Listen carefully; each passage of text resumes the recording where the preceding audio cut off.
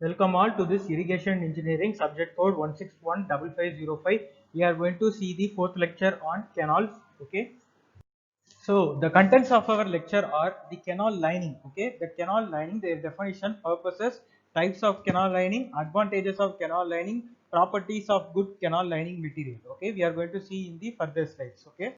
Okay, actually you may think why the canal lining has to be done. Okay, these are the necessities for which the canal linings are being done for ages. Okay, the first one is to minimize the seepage losses in the canal. Actually, the water which is flowing continuously throughout the canal is supposed to seep if there is no lining. If it's continuously flowing through a water bed which is have been not lined, means then it will automatically seep into the soil surface. Okay, so in order to prevent that, in order to prevent the seepage losses, so this irrigation canal lining has been done. Okay, then second point, to increase the discharge by increasing the velocity, which means that if you are going to construct a canal and without any lining, if you are passing the water, it will be going in a normal speed. Okay, if suppose you have provided a canal lining, means then you can alter the speed of the water. Okay, if you are providing canal lining, means if suppose you are giving any type of you are giving like any S-shaped canal, or like you are going to give a straight canal, means you are going to change the velocity of the flow. Okay, you can do that. Okay, so irrigation canal lining has been done. Okay, then the third point, to prevent erosion of bed and site due to high velocities. Okay, which means that if you are not lined your canal, means suppose if there is a flood, excessive flood, and the water is being rushing so much, means it causes the bed erosion, that is the water bed erosion, so that the more amount of silts will actually proceed to go with the water, and it may get clogged at some point. So in order to prevent that, canal lining is being done. Okay, and to retard the growth of weeds, actually small kinds of plants and weeds will grow at the edges of the canal. Okay, or on the beds of the canal. So in order to prevent that, the canal lining is being done. Okay, and to reduce the maintenance of the canal, which means that if you are actually without your going to proceed with the canal lining, means actually your water will actually gush out like anything in a great speed or in a great velocity during flood times, and it may erode the beds and the embankments of the canal. Embankments means, I mean, no no concrete embankments. Without any concrete embankment, if there is only soil, means it will totally rush out the soil and erode it. So you have to again excavate it. Okay, you again excavate it, it may cost you much. Okay, so in order to prevent that, the maintenance of the canal can be minimized by doing canal linings. Okay, fine. Okay, now we are going to see about the advantages of the canal lining. Okay, it reduces the loss of water due to seepage. Okay, it's an important point. That is what in present in the necessity too. Okay, it controls the water logging. Hence, the effects of the water logging are eliminated. What do you mean by water logging? Actually, water will go to some point into the seepaging soil, and it will actually get locked over there. Okay, it will get locked over there, and it will not proceed the crops to grow. Okay, it will actually stay in it, but it will not go allowed to proceed the growth of crops. Okay, in order to prevent that, canal lining is being done. Okay, it provides smooth surface, so the velocity of flow will be increased. So you can understand it. Okay, the flow velocity can be increased by canal lining. Okay, due to increased velocity, the discharge capacity also increases. Okay, so this causes the clean flow of water. Without any obstruction, flow of water will be clean. So canal lining should be provided. Okay, then it controls the growth of weeds. As I have said in the last slide about the growth of weeds, the same point only here it's also there. Okay, fine. Okay, in spite of the advantages, this canal lining also has some disadvantages too. Okay, like first one, construction cost will be very high. Okay, if you are going to construct a RCC canal lining over the length of like I mean like 20 to 50 kilometers, means it will actually take so much cost actually.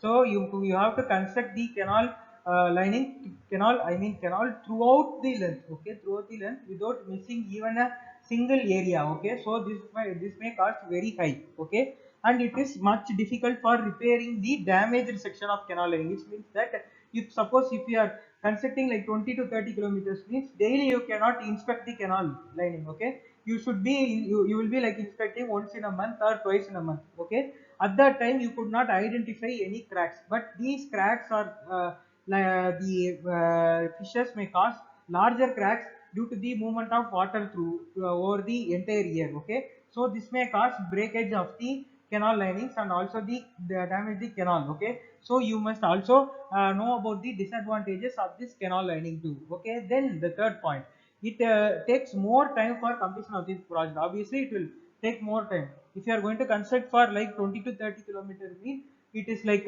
taking more time because you are going to put RCC concrete type of structure, so it may take so much time. Okay, then it is difficult for the provision of new outlets, which means that if you are supposed to give another outlet to the nearby area where the irrigation land is present, you cannot do that. Okay, in canal concept. Okay.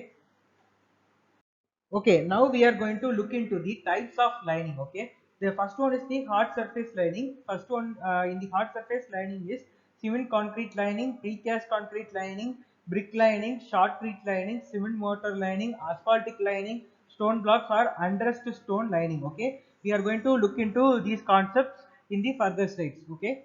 Okay, first we have seen about the hard linings. Now we are going to see about the earth type lining. Okay, the soil cement lining, clay puddle lining, sodium carbonate lining are the earth type of lining. Okay, and the third type is the buried and protected membrane type lining, in which there are three types. They are, first one is prefabricated light membrane lining, road oil lining, bentonite and clay membrane. Okay, you may have heard about the bentonite. Okay, bentonite means it's a slurry.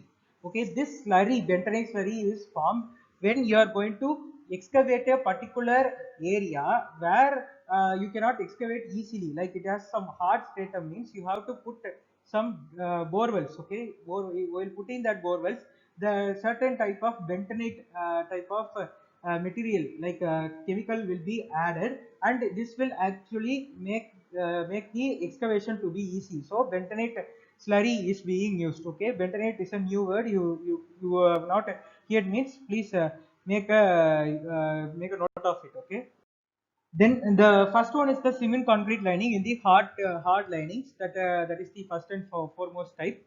And in this lining is recommended for canal in full banking. I have explained you there are three types of bankings. One is, first one is like canal is full condition, canal is partial cutting, canal is at full banking. Okay, these are the three conditions I have explained you in the last lecture. Okay. Okay, then the cement concrete lining is widely accepted as the best impervious lining. Okay, this is the this is adopted overall in worldwide. Okay, this is the best lining till now. Okay, then it can resist the effect of covering and erosion very effectively. Okay, can you understand that actually the covering and erosion occurs whenever water is flowing continuously in a water bed without any lined canal. Okay, so if this continuously goes like this, it causes covering and erosion. So in order to prevent that, cement concrete lining is being done. Then it eliminates the growth of weeds. So if you are providing cement over a particular place and over a particular type of soil, no growth of plants will be there, except that if there is a continuous seepage of water, only plants will grow due to fissures or cracks in that particular concrete, or never in a concrete lining the plant is going to grow. Okay, then the velocity of flow may be kept above 2.5 meter per second. Okay, in concrete canal, cement concrete lining, you are going to keep the flow velocity should be between 2.4 meter per second. Okay, fine. Okay, for preparing this cement lining, you are going to do two types of works. Okay, first one is preparation of subgrade. Okay, subgrade is an important structure. You may have studied in your concrete technology about this. Actually, the subgrade is prepared by naming the surface properly with the layer of sand. Actually, you are going to provide a layer of sand continuously, then up to a 15 centimeter thickness, then a slurry of cement and sand in a 1:3 ratio is being spread uniformly over the prepared sand bed. Okay, you are going to apply it continuously. Okay. Okay, after continuing with the first step, where you are going to provide a sand bed and over which you are providing a sand and cement lining over it.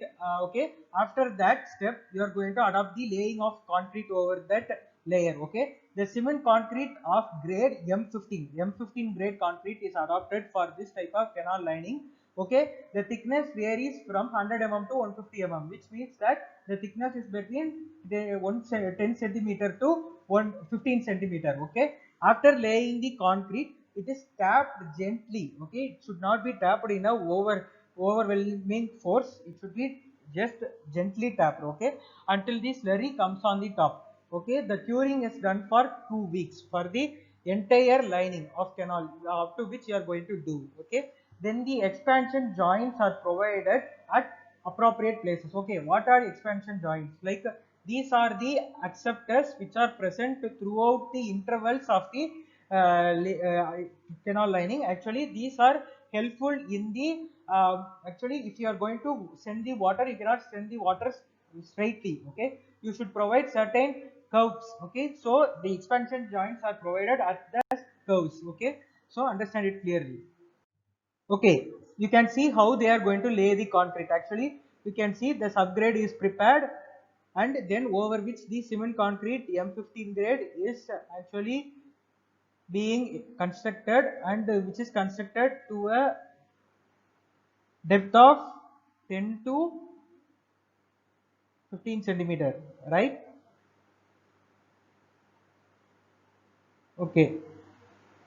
Okay, the advantages of this cement lining is the longer life than other types. Okay, because it is the preferred worldwide done method. Okay, then most resistance to erosion and low maintenance charges. Okay, it has so very low maintenance charges than other linings. Okay. Okay, then the second most important type is the shotcrete lining. Okay, actually you may have heard about the shotcrete. Okay, in the building construction concepts, actually in this type, a lining or a mixture of cement and sand in the ratio of 1:4 is shot at the subgrade through a nozzle of cement gun. Actually, they are going to generally have a cement gun. Okay, cement gun through which, through the nozzle at a certain pressure, the cement is being sprayed continuously over the subgrade. Okay, in order that it attains a certain setting time. Okay, the thickness of this type of lining varies from 2.5 to 6.5 centimeter. Okay, understand that clearly. And shotcrete consumes large amount of cement generally. Okay, if you are going to do it manually, means you are going to construct with their ratio of 1:3, but in shotcrete lining it increases to 1:4, such that the increase of cement, you can see it increases to 4 ratios. Okay, fine.